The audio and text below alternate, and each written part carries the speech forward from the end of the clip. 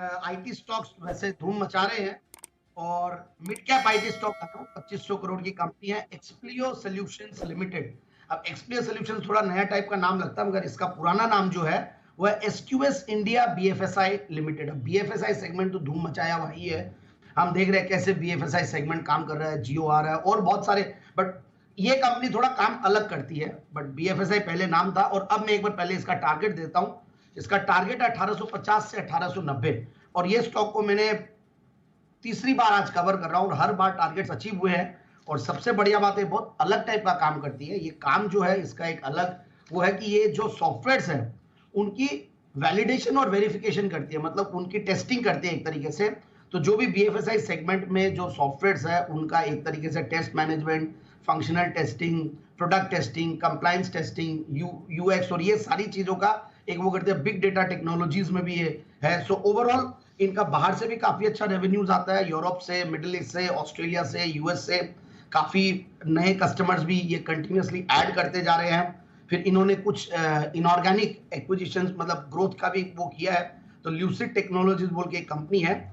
जब मैं लास्ट मतलब दिया था तब उस टाइम पे न्यूज आई थी, ये मैं 6 जून 2022 को दिया था और ये मार्च 2022 की बात है। उस टाइम मैंने मेंशन किया था। और अब इन्होंने काफी सारे मर्जर्स भी किए अपने ग्रुप कंपनीज के, और कंपनी की काफी अच्छी मतलब वैल्यूएशन और ग्रोथ दोनों सिंक में है। तो मैं एक बार थोड़ा सा अब इसके बारे में, फंडामेंटल्स के बारे में बोलूंगा।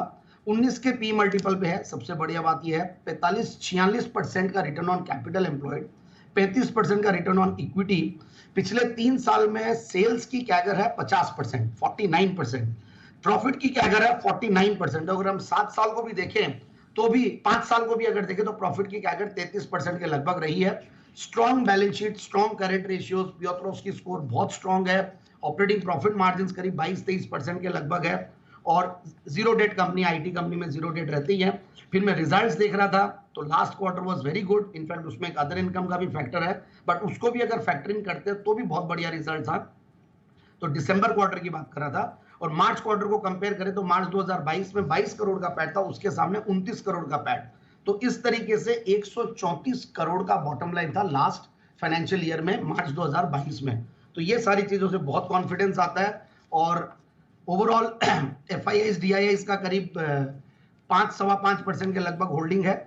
और रिटेल इन्वेस्टर्स में भी कुछ, जो पब्लिक शेयर होल्डिंग में उसमें कुछ रिनाउंड नेम्स इन्वेस्टेड है। और प्रोमोटर्स की 56-57% के लगभग होल्डिंग है। तो मेरे हिसाब से 1870 का ये हाइज बनाया हुआ पहले, और अब मैं 1850 और 1890 का टारगेट के लिए स्टॉक को ले सकते हैं। तो ये है आपके लिए 1850 से 1890 के टारगेट्स के लिए एक्सप्लियो सॉल्यूशंस।